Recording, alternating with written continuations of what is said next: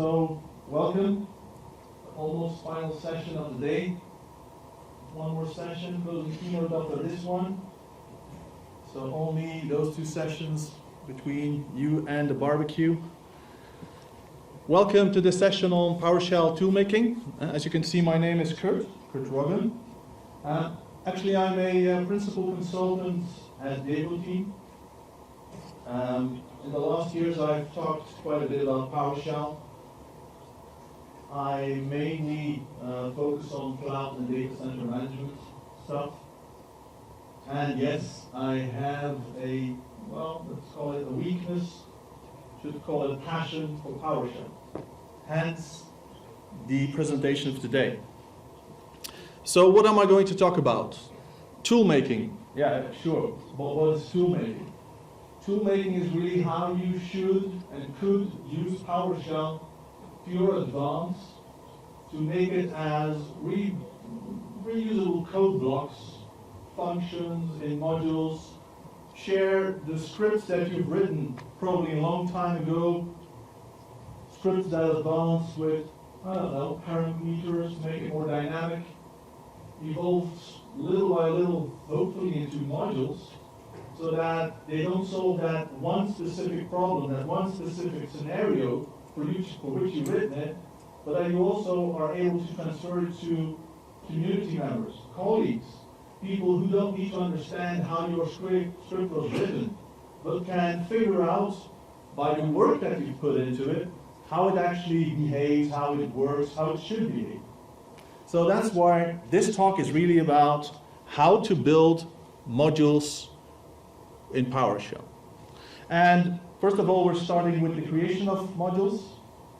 And for those of you who actually still remember the early tech days, at some stage I did a presentation there. Well, you could say that this presentation actually starts with that one took off. It's going way more in depth on the best practices and the different components that you find in PowerShell, and also some of what I call, or like to call, best kept secrets about things you can do in PowerShell without really having to do any coding in .NET or whatsoever, but still very powerful and simple to use. And so the final topic would be the module management, and that's actually more the why we should all do this kind of tool making. Because it's so simple and easy these days to share your code with other members. You've definitely already heard about the PowerShell gallery, whether it's going to be external, public, on the internet available, or your even internal repositories, private PowerShell galleries. That's really what module management is about. So let's get started. I have a lot of content. There's a lot of slides. Strange for a PowerShell session. I was kind of doubting what I should do. You'll see even more content in the slides hidden, even code hidden in the slides when you download it. I have a specific system I like to use for that. You'll find out once you run through the slides later on. So module creation, what is it really about? Well, let's just take a step back. What should you expect from a good PowerShell module if you're trying to build one? Actually, it's not that simple. Well, it is. If you really start thinking about it, this is way more simpler than you would think. We all started learning PowerShell using these three base commandlets. You start looking for commandlets using get command to figure out, does it live somewhere in there in the module? Is there any get whatever? Is there a set tool, whatever you're looking for? To eventually get and move to the second stage of trying to figure out the syntax and the examples that live with it. Or maybe more specific help on, whatever commandlet that it is you're looking into. To eventually move to get member, because once you start using these commandlets, because you now learned about the syntax, you learned by looking at some of the examples that are included into a function or in a script, but then eventually it's going to produce output. And that output, how is that structured? That was really what get member is all about. So look at the data model and to understand, are there any specific methods, properties that live on such a object. And so in the end, if I'm asking the question, what should a good PowerShell module provide you, it's quite self-explaining.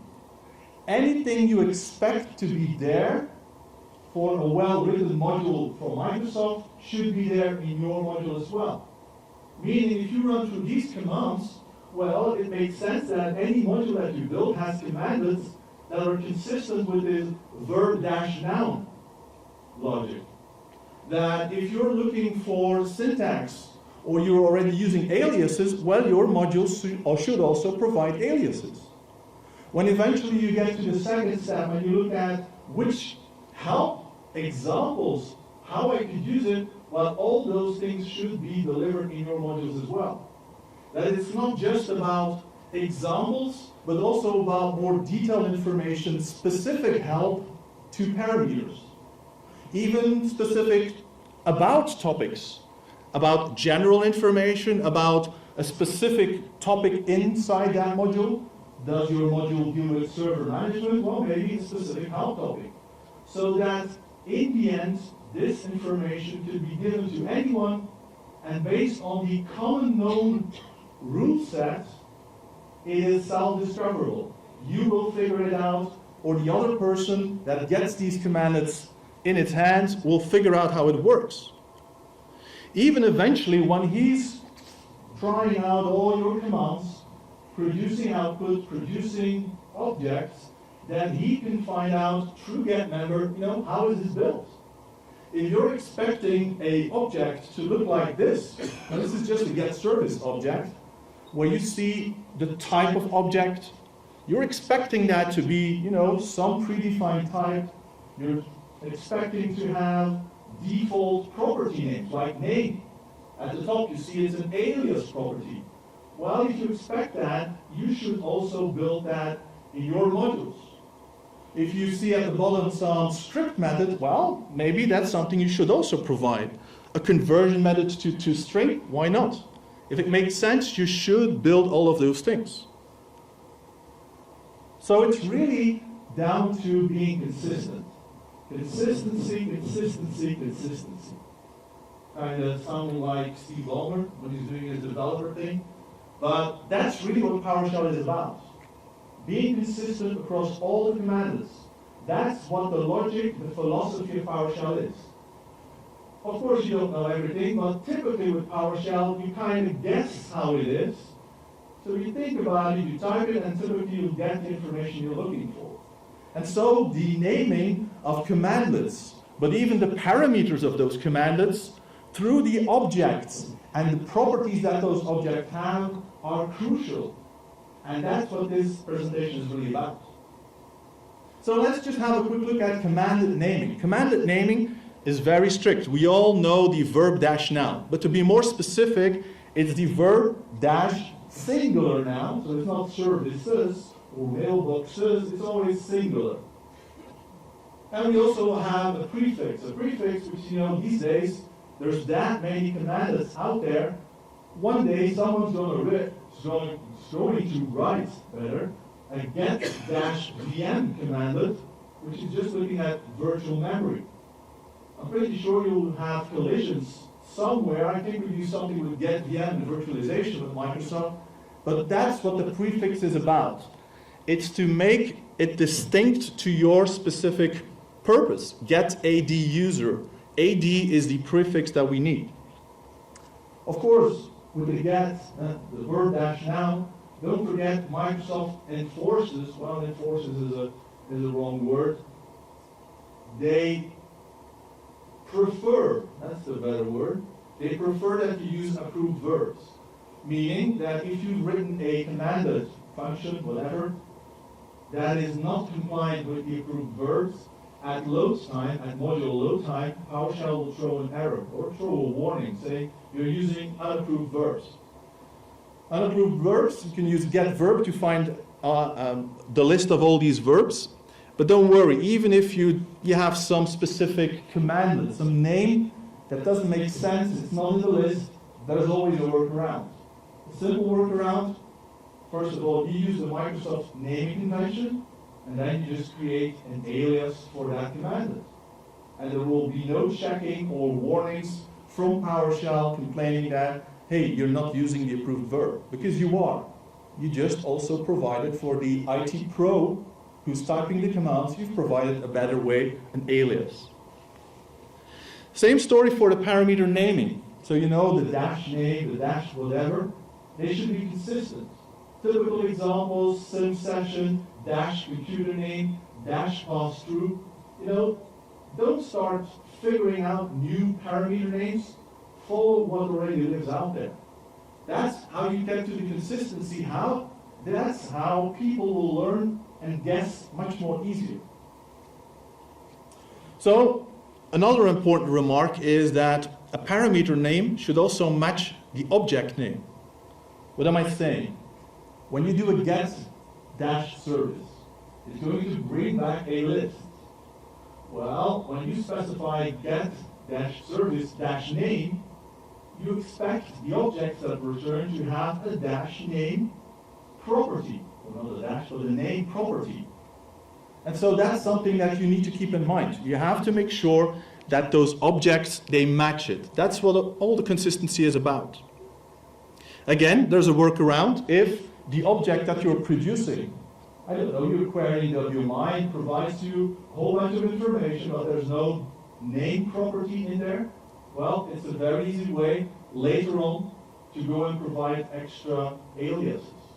But even for the parameters, I could also specify that there's an alias. Maybe you don't only want to provide dash computer name. For some crazy reason, you also want to have the dash CN for computer name. That's what the alias is all about. Even if we look at the object model and the property namings of that, make sure it's consistent. This is exactly my remark from a minute ago. Make sure that you provide your own object type. And I'll get to why in just a couple of minutes. Be sure that you'll define additional properties if needed. Even using alias properties if needed. I will get to some examples in just a second. To better understand modules, I just wanted to run through the anatomy better of the module again. So let's have a quick look at that. So everything starts with the directory, the folder in which you're going to put the module. That name of the folder has to be the name of the module. Meaning, if you create a module called ITPROceed, the folder name has to be ITPROceed. If not, it will not pick it up. In that folder, you have a manifest, a model manifest. I will go into the creation of this manifest in a couple of seconds, but it's a PSD. It has the data, the metadata about the module. It tells you, who's the author, which version of the module, what are the requirements. Is this version 3 of PowerShell that I need, or should I actually have version 5? Do I need a specific version of .NET? Do I have any dependency of external modules?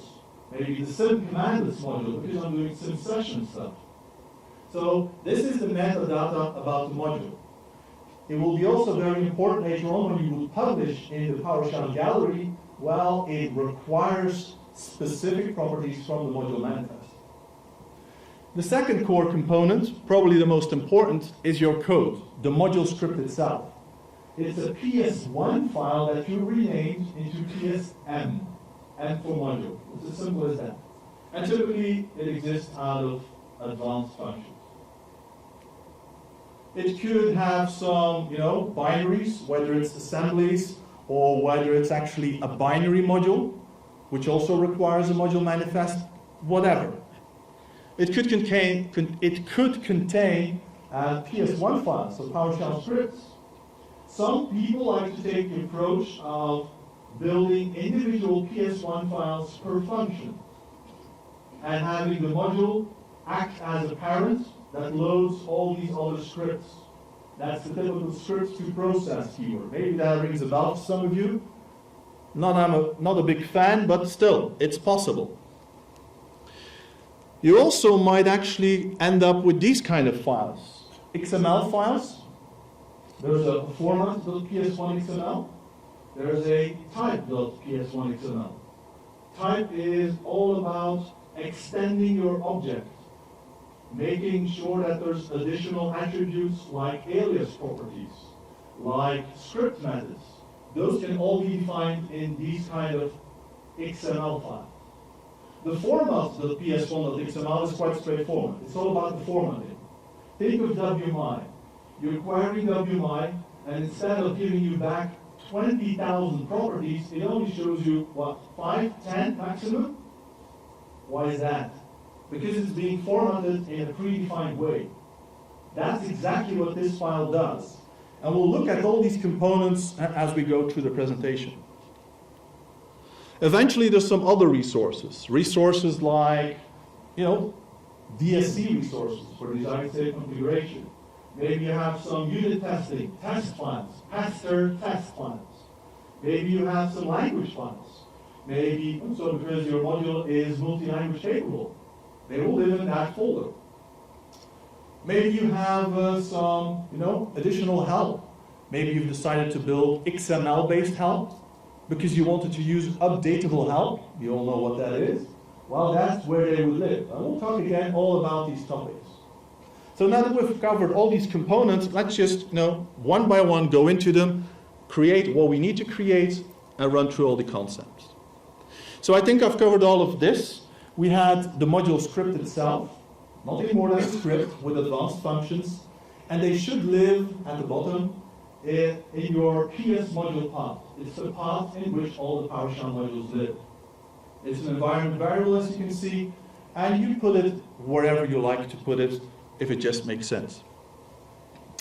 Then the module manifest, as I mentioned, is all about the metadata. It's also a requirement for PowerShell publishing, and is driven by this commandlet called new module manifest. And let's just, have a quick look.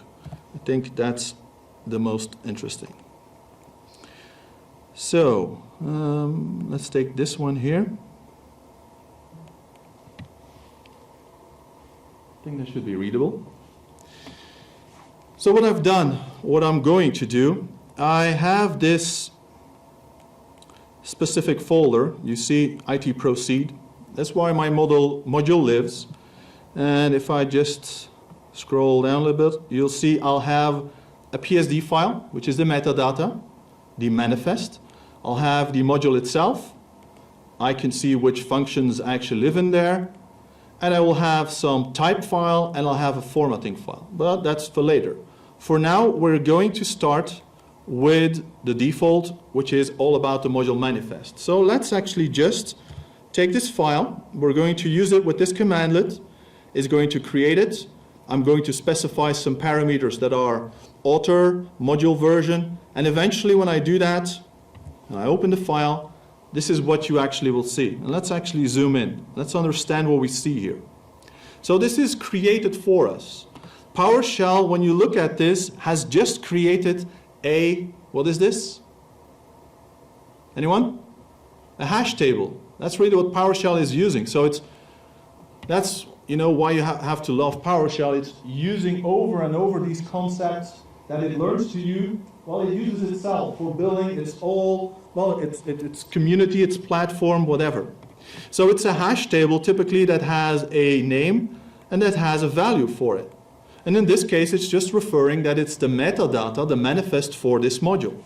That is version 1, it has a unique GUID. It's done all of that just by the single line of code a minute ago.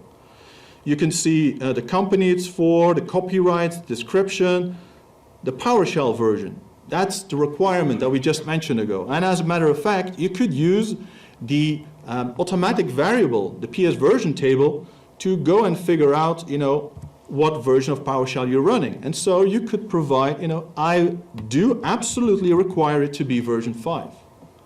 Or I could even specify the PowerShell host name. What is the PowerShell host name? Well, you can figure it out by doing get host. In this case, the script is being hosted by the ISE, the Integrated Scripting Environment. So if you're providing a module for the ISE, you can say that there's a dependency on the ISE instead of running it just in the CLI, in the PowerShell command line. Okay? And that just, it continues and continues. There's many more of these requirements about the .NET. You can find out also back in the PS version table. You'll find out the CLR version, the required modules. In this case, of course, I need to remove the hash. It's just a template that Microsoft has built for you using the new module manifest. But in this case, I could say, no, I have requirements. This module has to be there, and automatically it will be loaded, as we now have auto-loading in PowerShell. You can also notice that there is this scripts to process. That was the reference I made to the PS1 files that you might have externally, or the types to process. You know, this types.ps1, type extensions, that's what it does, or the formatting, and so on and so on. Eventually, I think you all know that when you build a module, you're going to define specific functions, variables, aliases. Now you can decide what you want to expose to the outside world, what you want to export. And that's what you do by using these keywords here. They're all part of the module manifest. Even for DSC resources. This is a new keyword in PowerShell version 5 that allows you to actually see or define which resources you want to export. Quite simply, you might have internal functions, helper functions, that you don't want to expose to the end user, but that you need to do the building, the constructing of your objects, or whatever job it is it does, right? And then there's also this section of private data. This is a hash table in a hash table, if you like. This is very crucial when you actually do discovery or publication in online galleries. Think of PowerShell gallery, where I'm looking for a module that has a specific tag.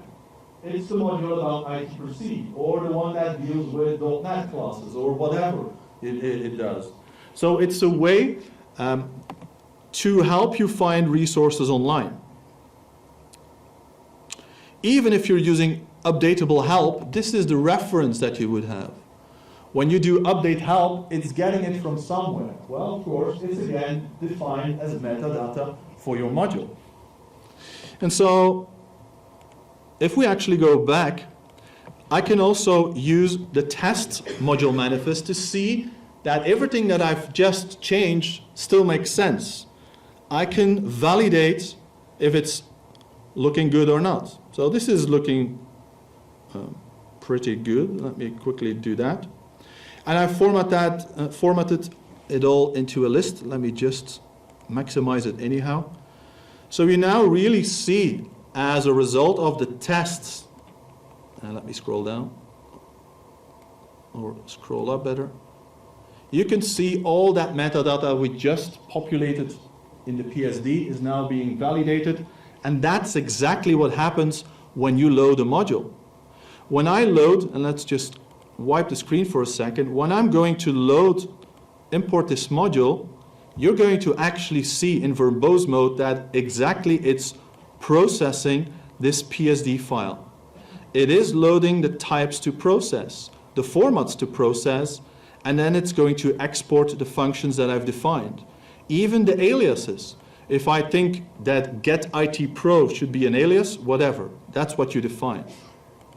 And so eventually when you look at the module by doing a get module, you see all the version information, you see what's been exported, you see all that metadata again. Good. That being said, let's continue. Let's duplicate. Should be better. Good.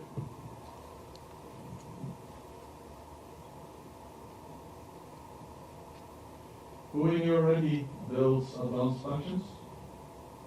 Modules? Command-based help? Okay, let's go forward. So, the question that I've just already answered is, so what do you export from your module? Well, that's what we've defined it, but there's two approaches to it. I have just shown you it from the manifest, and that's for you on the right side. In the manifest, the PSD file, I have these keywords that define exactly which variables, which aliases I export. But you could also do it from the script module itself, or the module script, if you want to call it that way. Then you actually use a command called export module member. only remark to make, and crucial remark, is that what you define in the module, the PSM1, will override and will undo what you specified in the manifest. So be careful if you start fiddling with both of them. So talking about help, you should provide for your module help. And I'm not just talking about, help about examples. No, if there's related links, for example, you're doing a get service, well, related links are stop service, restart service. You make it as simple as possible to discover what you've done, what you've built, what you've put all your time in building those modules and functions. But even on the parameters, all the stuff that we ran through, when we said we do get help, we do get member, we do get command, all those things you should provide as well. Even about help files, because in the end, those about topic help files, they're nothing more than simple text files. You put them in your module folder, and when you do get help, it will figure out what to do with it. Now, when you build help, there's again two approaches you can take. There's the simple approach, and there's a more complex approach. The simple approach is using command-based help. As the name indicates, it's help based on commands, command blocks that are included in your function or script. And so it's quite straightforward.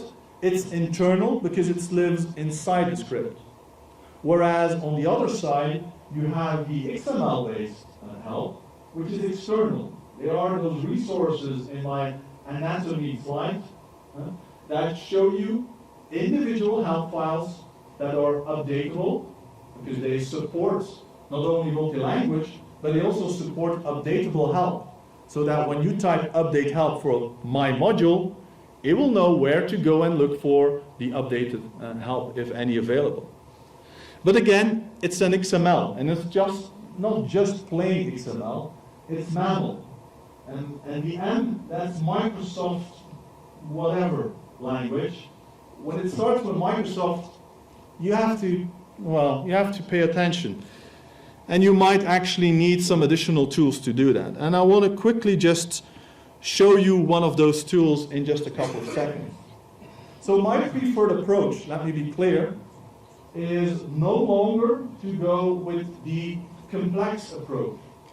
The complex approach was typically needed because I wanted to provide updatable help.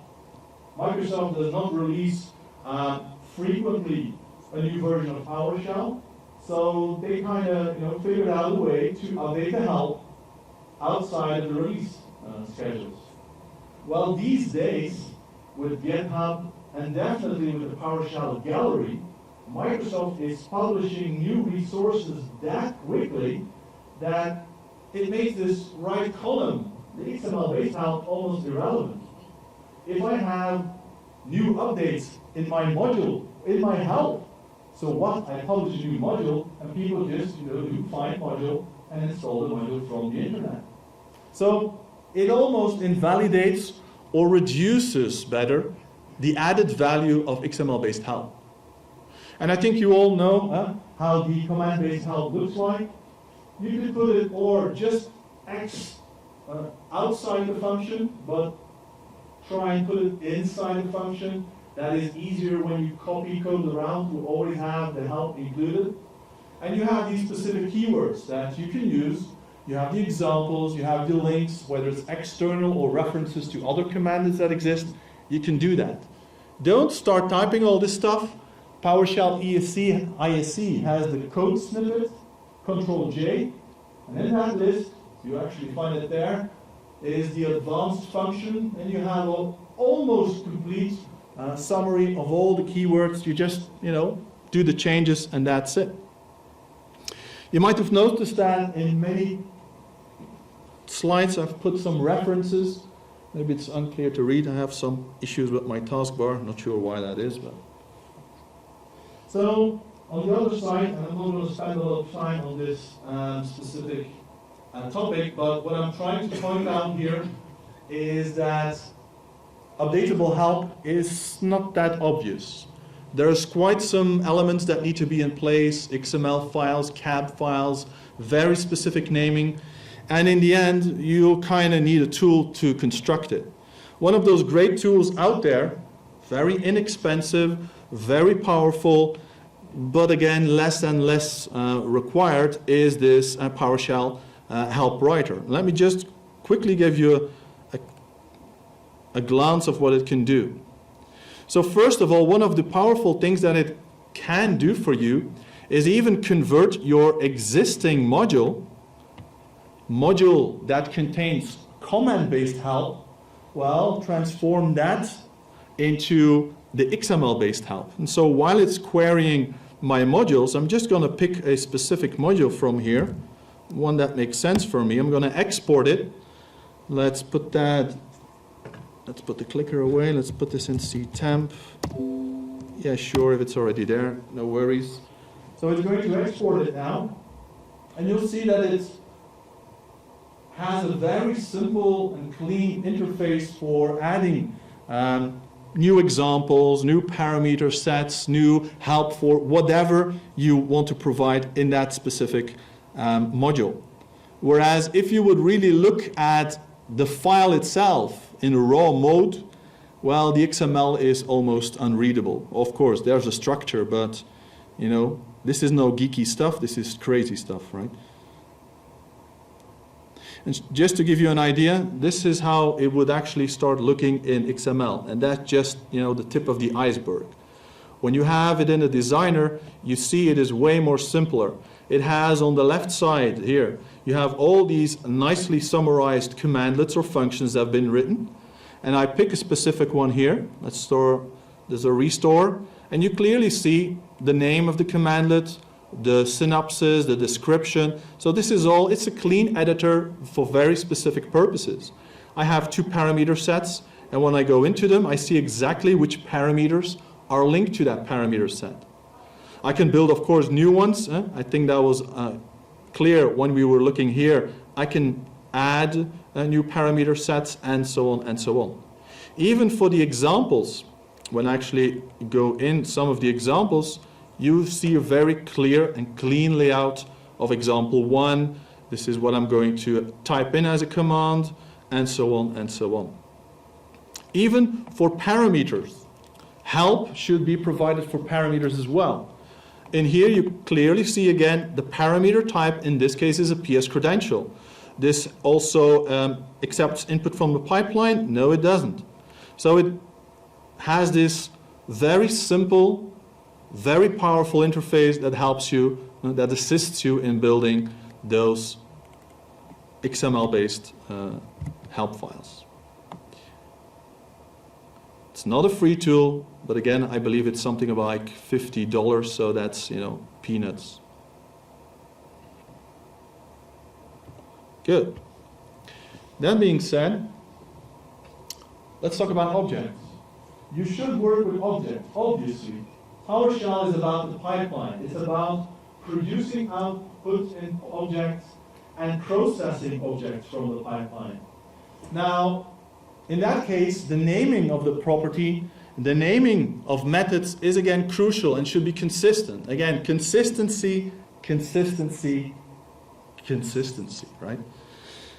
Additional members can be added, you know, like alias properties, name that points to another kind of property, script properties, and I'll show you some examples of that.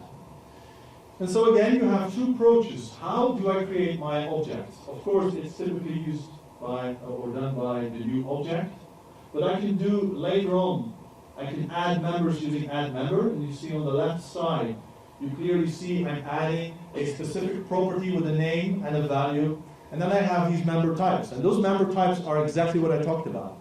Aliases, methods, methods driven by a script, or even properties driven by a script. Meaning properties that automatically are generated from the minute that another field, for example, gets populated. On the right side, you actually see you could also use the hash table with the new object.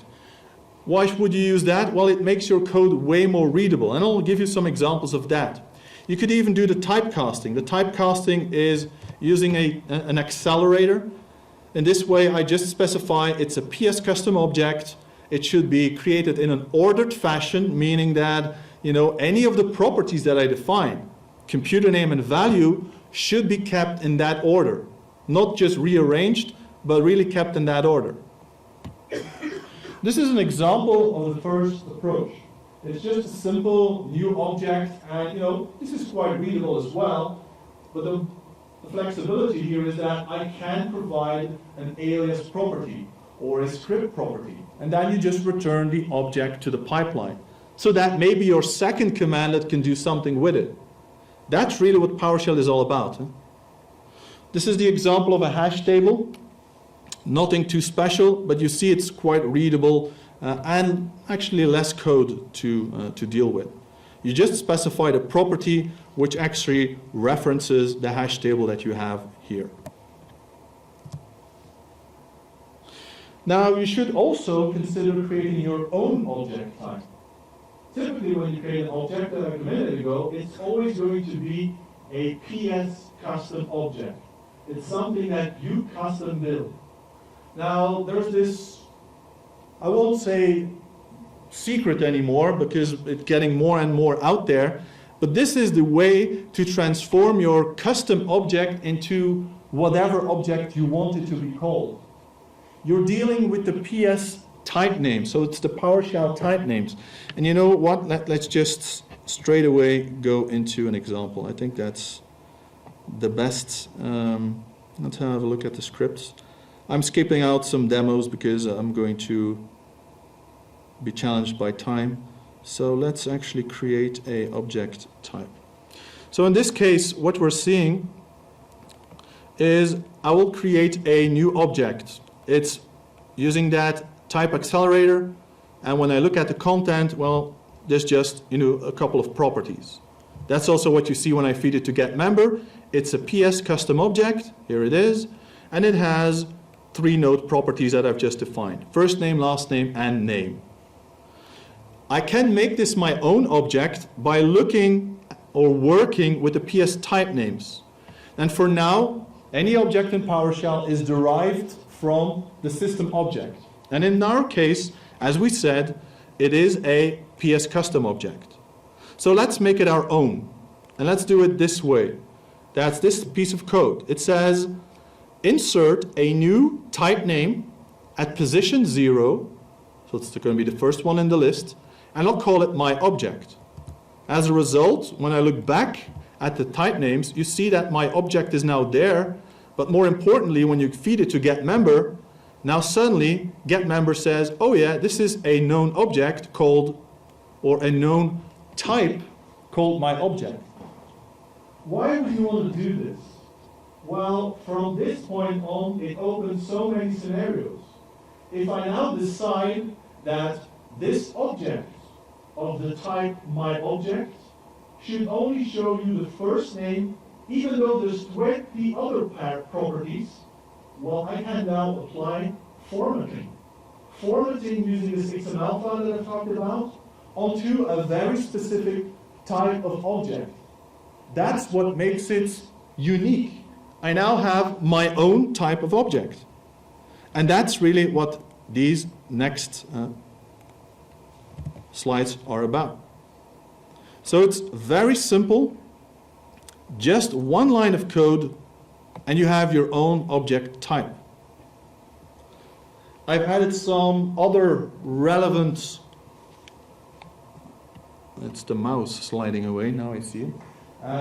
So I've added some other relevant methods. I can add other object names or even remove them from the list if you like. Now another thing you should consider for building a good module is you have to extend your existing objects by adding alias properties and so on and so on. Again, you do it or through addMember or through the type extension XML file. And again, this is a little bit more complex, but it's very powerful, and it requires a reference in the manifest file. Remember the types to process. I've showed you this, and let's get straight away into one of those demos, and then I'll come back to this. So what am I saying?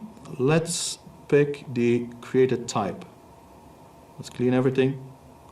Let's remove any modules that I might have in memory. So I have this file. This file, which is the types.ps1xml. if you're wondering about, how did you create it? Well, Microsoft by default delivers typed files. You open one of those, you copy paste syntax, and you make it yours. That's how you start building.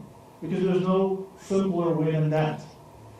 And so if we look at the content of this file, let's open it in the ISC. What I'm going to show you is, let's maximize that, is that eventually in this type, let's see what I want to show you. I'm going to say, I'm going to extend the object type called myObject. I'm going to add additional properties. Maybe some properties like my name, and that's going to be an alias property. And it's referencing another property. So it's kind of like a shortcut. That's an alias for name. The advantage is that whenever I create inside my module this kind of object, automatically this property gets added. That's also something very crucial you need to do in PowerShell. Don't work too hard. Let PowerShell work for you. That's what it does best. It does so many things, you just sometimes have to know what it can do for you. Even if I decide to have a look at this here, for any type system.string, I would like to extend it. I would like to add a property, which is a script property, meaning it's a property that runs some script. And I call it isUNCPod. The logic is quite simple. I want to know if I have a string property, if it's a UNCPod name, like //server/share or backslash, or if it's not. And so how can I do that? Well, I provided a little piece of code, and that's it. In this case, we don't use the $_. $_ is only used in the pipeline. The get service where $_. It's in the pipeline. If you're not in the pipeline, you're always going to use the $this. It's similar, but outside of the pipeline. And so in this case, I just tell him to use this object and look if it matches, the // and whatever. So as a result, when I go back to the script, you've now seen the content of the type extender. Let's have a quick look at my object. And let's do it this way. So the object looks like this. It has 3 properties. And if we feed it to getMember and look at the alias properties or node properties, well, there's only 3 node properties. No alias properties there. Let's now, through a little trick, feed the type XML and load it into memory. Normally you provide that into the module, but I want to make it quick and simple. So I do that. It's now loading that types XML in memory. Suddenly, when I now look at my object again, I suddenly notice that some additional properties have appeared. So again, I didn't have to do any work. Once I've created that XML, PowerShell automatically always adds alias properties, script properties, and so on and so on. If one of those properties, and that's maybe an interesting one, let's actually see. Let's try and do a little something here. Improvising, I should never do that, but I can't help myself. If I look at dash name, and I give that, this is a string, right? Let's actually maximize it so that you can see it better. So I've just feed the name to getMember. It's a string. Remember, one of the things that I've said for strings is that it should be extended with a specific property, which is called isUNCPod, and it actually has some code behind it. Well, now let's see what it really does. Let's do isUNCPod. Is it? No, it's not. Of course not. Whereas if the name would have been something like, I don't know, server/share. If I now ask it, is it a pod? Yes, it is. And again, I didn't have to do any work. PowerShell is doing that continuously using those type extensions. Okay? Good. That being said, let's continue. Let's duplicate the screen, and off we go. So as I said, extensions of objects can be done in several ways.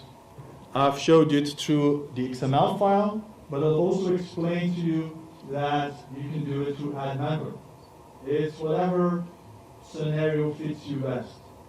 The XML file is a little bit more work, but then PowerShell will do the work for you.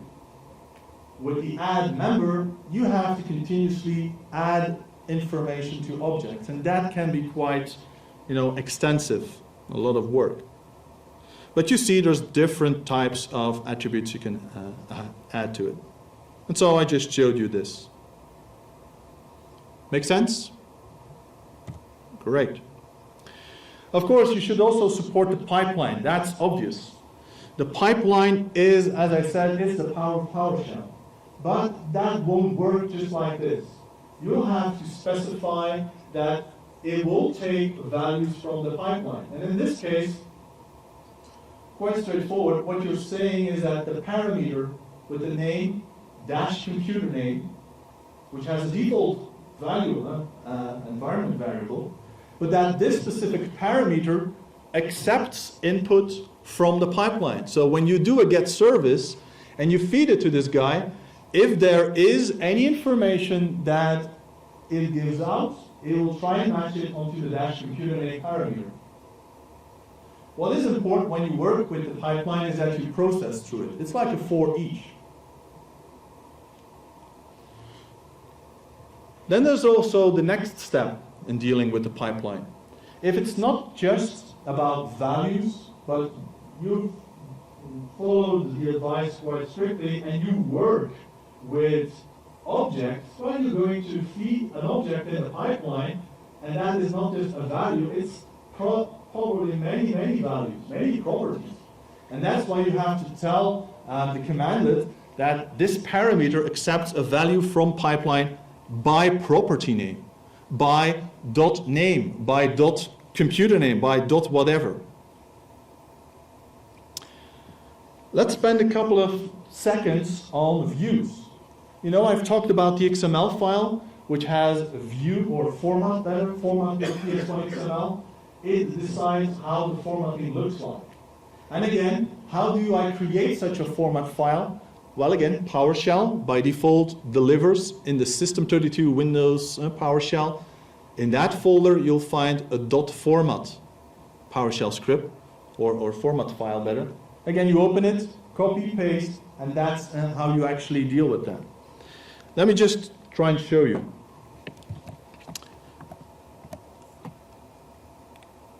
A view. So, let's take the view. So again, we're going to start by creating an object. Let's do it this way. And the object is created. I've added some additional members. Some are alias properties, full name. Some are script properties, my full name. Some are, again, script properties like UNCPod, and it holds code for it. When I look at it, nothing special. Let's add a little object type. So from this point on, it is now again my object. Remember, like a minute ago? Let's now deal with this formatting file. The formatting file, when I open it up, this is its syntax. It's not too difficult, but let me actually close and make it more readable to you. So there's two sections in the view definition, two views. Why is this important? This is what I can later on use in format list or format table. And I will have a view which is called basic, and that's the default because it's the first one in the list, or I will have a view extended. And so to me, the basic view is only this element, no, this type of course, but is this element, the name, the first name, and the last name of the specific type of object with the name my object. Whereas if I would look at the extended one, there I've put it way more information. Name, first name, last name, and so on and so on. So that being said, when I look back at the object from a minute ago, which was just a normal object, I have, what, 2, 4, 6, 8 properties. Once I now, through the little fix or trick of formatting data in memory, suddenly, when I look again at the object, you see that there's only 3 properties shown. They're all still there, because even when I use the view extended, you see, now I see 6 of those 8. And when I feed it back to get member, you see that they really are all there, from the alias properties at the top to the node properties and script properties at the bottom. And that's where you would actually put that specific format XML. Once you load the module, automatically the formatting would be influenced by that. Good, let's duplicate and let's continue.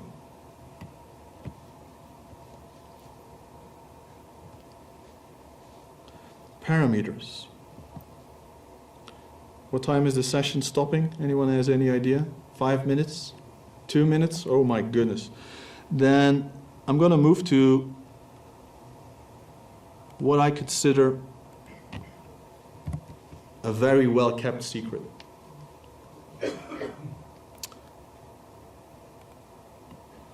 Who in the room Has already heard of argument completion? So we've talked about, how PowerShell provides IntelliSense. It auto-completes your commands for you. Even parameters are auto-complete. You do -n, and automatically it auto-completes when you do tab into name or numeric or whatever. But did you know that you could even do IntelliSense on the values of it? And some commands actually do it for you, like get service. But actually PowerShell allows you to build that for yourself, and that's why I wanted to spend a little topic on it. So it's always added value for your module if you can provide this functionality. And you can provide it in 2 ways. So to be clear, argument completion on the right side is what you're going to complete. It's the information, the values that are relevant for the parameters. It's going to light up in the ISC, both in the CLI as well, since PowerShell version 5. And so you can take 2 approaches. Or you're going to do it natively, and that's going to be a little bit of fiddling around, but I'll show you how to code in the slides. Or you're going to build on an existing module, which is called Tab Expansion++, which lives in the PowerShell gallery, and which is built by one of the PowerShell team members. And so the concept is actually quite simple. And I'm going to go to this slide. When you do argument completion, there's 3 things that kind of happen. When you type a name, it shows you the list of relevant virtual machines on this specific machine. So in the back, what I've really done is I do a get VM, and I show all the items here. That's number 2. That's the list items, everything that I list to you. When you go by it, you see number 3. That's a little tooltip. And you construct whatever you want to construct in there. If you want to indicate if it's running or what version it is running, whatever. So when you get into an environment, a new environment, you need to do troubleshooting. You don't know the names of servers, you don't know the names of VMs. Auto-completion will be an incredible added value for your module. And eventually when you choose one of these options will be completed in the command line. And that's when you get to topic 1. And so it happens in 3 ways. First, you need to build this little helper function. The helper function is just based on common.NET. And you actually create what I like to call a completion result. That's the list. The list with all the results you want to complete. The second thing you do is you now have to, provide an argument completer function. That is, how do I build this list? When I do get VM-name, I have to provide names of virtual machines. Well, you simply tell him, get me, every time that you trigger autocompletion, control space, or whatever it is you do, well, provide me a get VM, and for each of those objects that are returned, you create me a new completion result. And that gets added to the list.